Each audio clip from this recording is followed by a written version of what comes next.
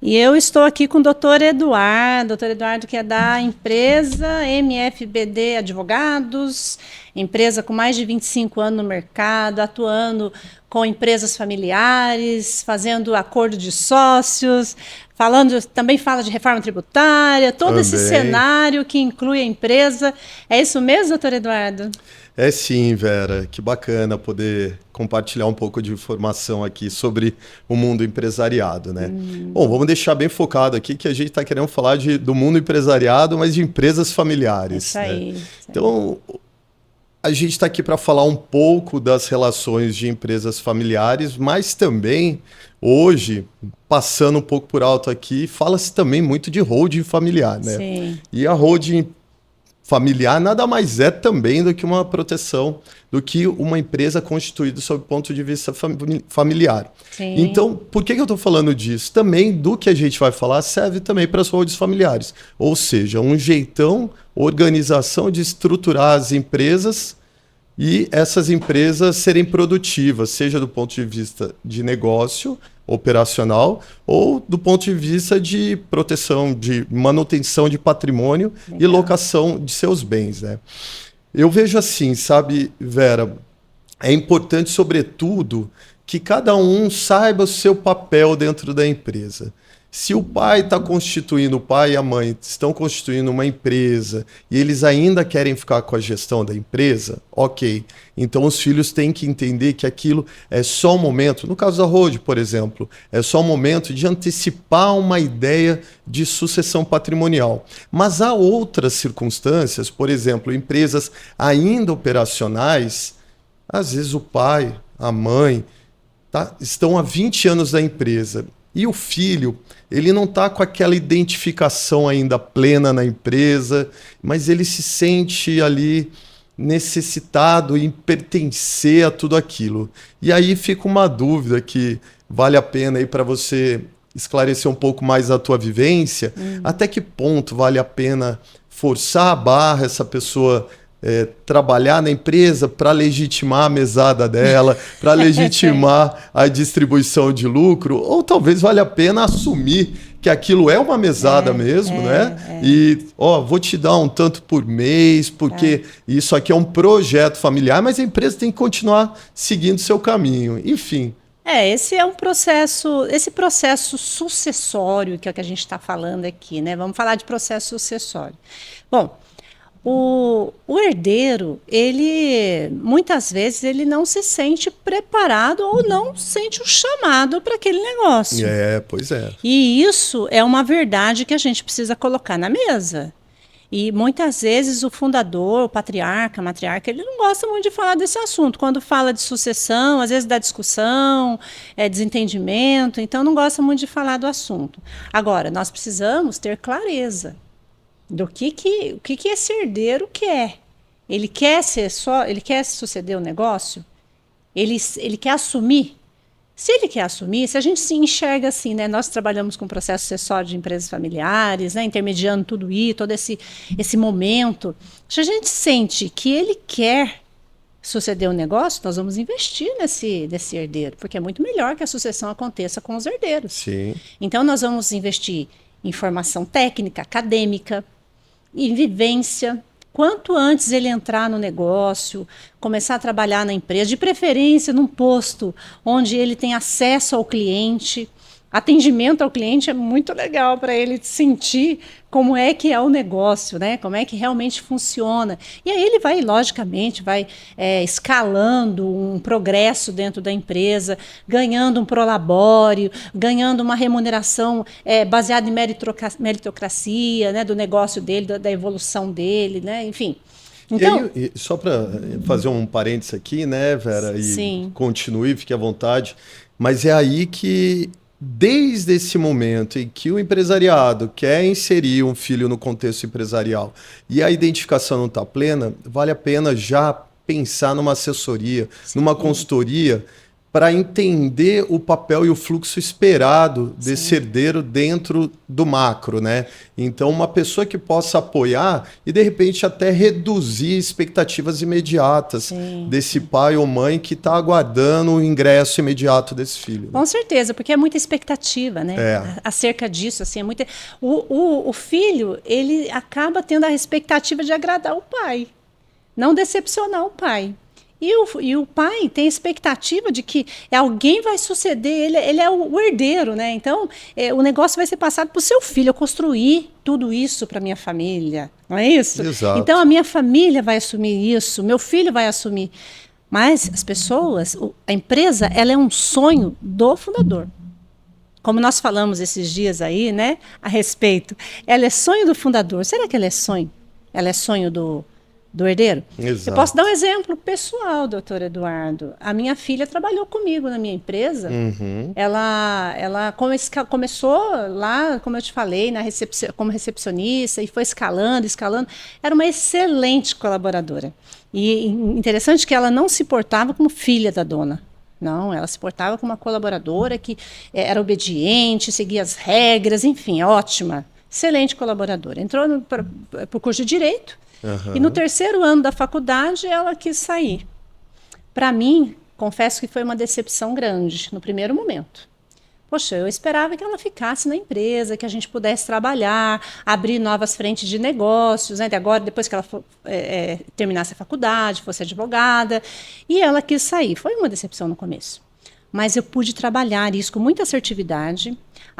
Nosso relacionamento ficou intacto, sem nenhuma rusga. Né? Nem passei para ela esse episódio que eu me senti decepcionada. Estou falando aqui, né? Agora todo mundo vai saber, ela também, né? Eu me senti decepcionada no primeiro momento, mas pude trabalhar isso. E hoje ela escala outros projetos de vida, está feliz. No final das contas, eu também estou feliz. Sim. Então, com isso, a gente entende o seguinte, que as pessoas não são obrigadas a assumir aquilo que não é sonho delas. Exato.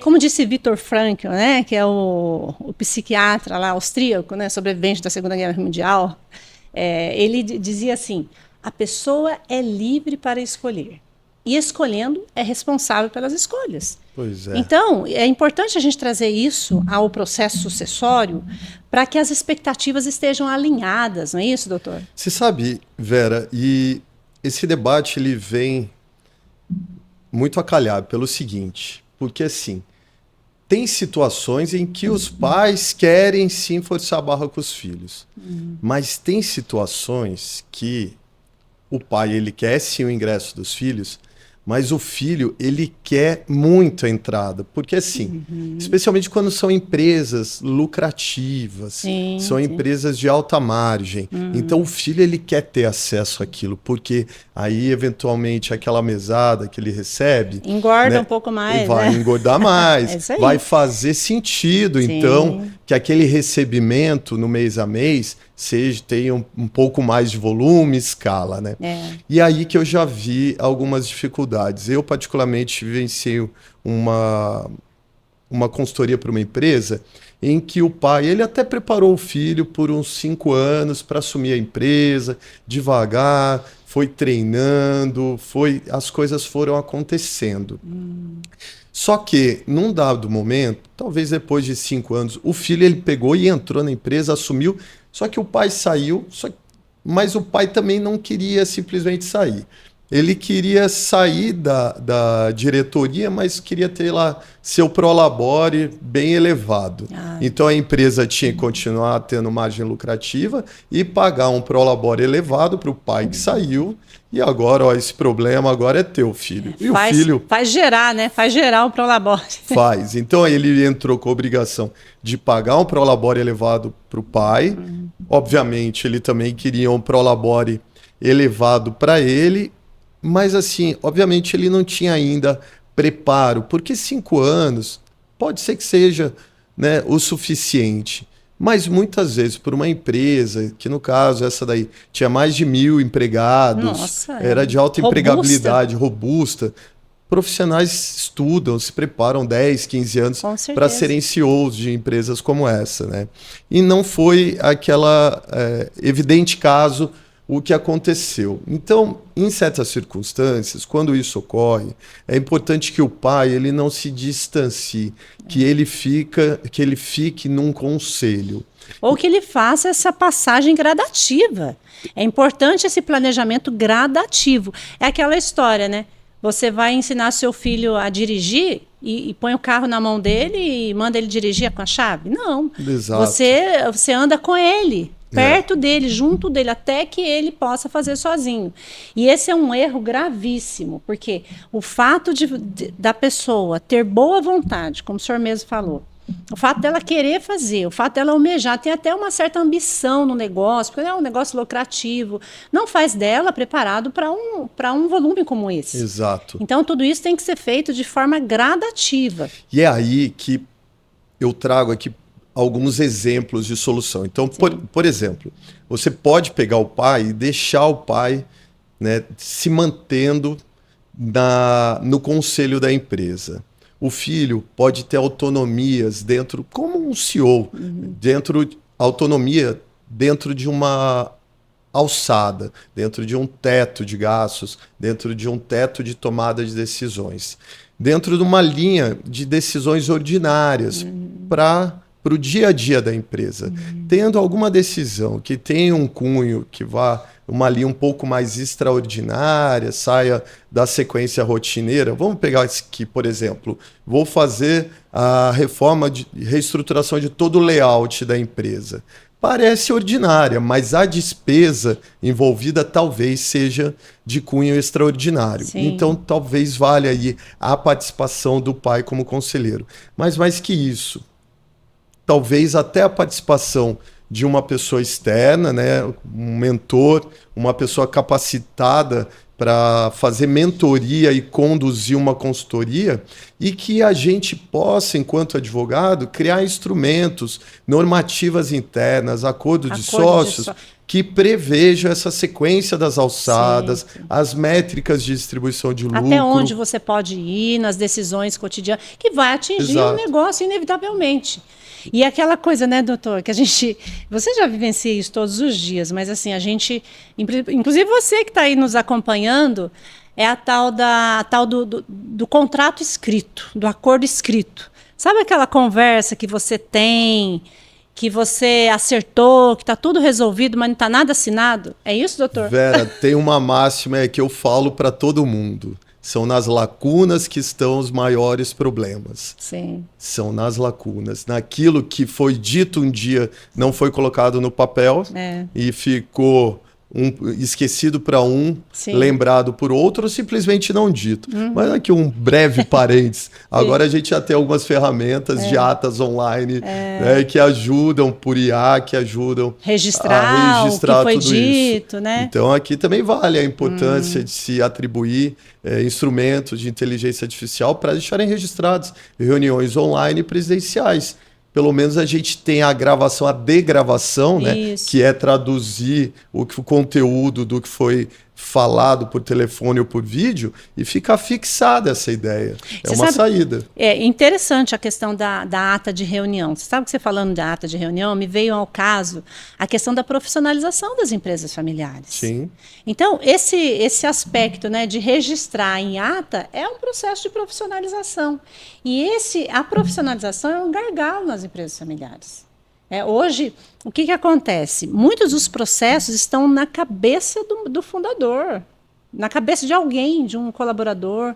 Eles não estão escritos, eles não estão determinados. Então, com isso, esse fundador ele não pode ficar doente, ele não pode viajar, ele não pode se ausentar da empresa. Porque quando ele se ausenta da empresa, a empresa, de uma certa forma, para em alguns pontos, porque está tudo com ele, centralizado nele.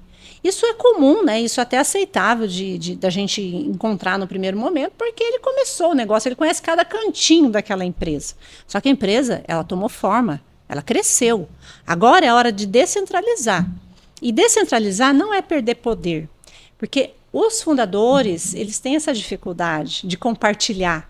Por quê? Porque acham que está perdendo controle, acho que está perdendo poder, tendo que compartilhar, muitas vezes até com o filho, as decisões. Então, o caminho da profissionalização, ele leva à tranquilidade. Quando você desenha processos muito bem definidos, você tira da mão de alguém e coloca num processo. Então, quem ocupar aquele lugar sabe que vai ter que trabalhar daquela forma para atingir aquele resultado. E a profissionalização, ela tira esse amadorismo da empresa. Exato. Traz tranquilidade. O senhor falou da ata de reunião, é um processo de profissionalização. Não, e até a disciplinar esses... Hoje em dia são apelidados de POPs, né? Sim. Procedimento Operacional Padrão. Então, assim, colocar como meta a execução desses procedimentos, esses POPs, o arquivamento disso, é o que você acabou de falar. Não só do ponto de vista societário, que vale a pena estruturar a empresa com cláusulas sociais, em contrato social, em acordo de sócios, acordos de vestings, mas também deixar muito claro o procedimento que, olha, quem está entrando tem que ter a linha do que fazer, tem que ter ali muito bem escrito e procedimentalizado, e até mesmo a cultura da empresa, mais escrito, claro, qual é a sequência a seguir, né? Para aquilo que a empresa ela tenha margem lucrativa, mas que isso não tenha conflito dentro da gestão na ausência daquela pessoa. E a gente está falando de forma preventiva. Sim. Na verdade, ninguém quer ter surpresa. Ninguém quer ter que sofrer, né? O senhor falou no outro episódio aqui que nós conversamos a respeito daquela empresa que o sócio faltou e que aí a esposa teve que assumir junto com os filhos, não tinha vivência. Então, você vê que a empresa acabou se definhando por falta de procedimentos. Por quê? Porque estava na cabeça de alguém. Se isso tivesse sido desenhado em formato de processos e estivesse muito bem estruturado, quando essa pessoa viesse a faltar, tudo bem que a esposa teria que assumir, teria uma dificuldade para assumir. O senhor concorda que a dificuldade seria muito menor? Sem dúvida nenhuma, sem dúvida nenhuma. Se tivesse tudo alinhado, né, eu acho que ficaria muito mais fácil na sequência. Eu queria chamar um outro tema aqui também, um pouco mais complexo, né? Do ponto de vista jurídico, um pai ele tem uma sucessão programada, um pai ou a mãe, vamos falar assim, ele pode, metade daquilo que ele tem, ele obrigatoriamente tem que passar para os filhos os herdeiros necessários. A outra metade, nem sempre, não há essa necessidade. Ele pode atribuir a qualquer um. E muitas vezes surge do pai, ele tem um desencontro. Eu já me manifestei em algumas matérias de jornal, situações que aconteceram nesse sentido. Então, a meação, né, a parte em que não é obrigatória passar para os filhos... Uma parte é obrigatória, ele tem que passar para os filhos. 50% é obrigatório passar para os filhos. E a outra parte, ele pode meio que deliberar... Ele pode passar só para um filho ou passar para um terceiro. Sim. Né? Então, pode passar para um primo. Que ele admira. Um primo, né, um empregado que colocou muito suor na empresa, muito empenho. Quer ser recompensado nesse sentido. Então, esses casos assim, do que eu já vivenciei, é uma surpresa muito grande quando cai essa informação no colo e esse testamento vem nesse sentido, né? E é aí que surge a necessidade de dar amparo a esse tipo de conflito. Do ponto de vista jurídico, eu entendo que o ideal é que haja uma organização, não só de testamento, mas que haja uma deliberação do pai para os filhos, vai acontecer isso, e eu já quero deixar em acordo de sócios qual é a sequência quando isso acontecer. Mas eu queria te ouvir um pouco também do ponto de vista de relacionamento, o que se esperar aí e o que prevenir, situações que podem ser tratadas para que esse pai queira compensar uma outra pessoa com essa parte disponível, né? Entenda até que essa pessoa chegando talvez vai ser ou recompense ou então vai dar maior produtividade do que os próprios filhos os herdeiros necessários vão dar. Sim. Nós entendemos que é uma liberdade, né? É uma liberdade dele como fundador, como sócio, como alguém que construiu aquele patrimônio, ceder a parte que o próprio direito já deu a ele essa tratativa. Então, é uma liberdade, mas tudo isso tem que ser construído através de um diálogo transparente, honesto, empático, com as partes. Nem sempre as partes entendem isso como sendo algo bom, como sendo, nem sempre aceitam isso. Mas tem que haver o respeito entre essa relação.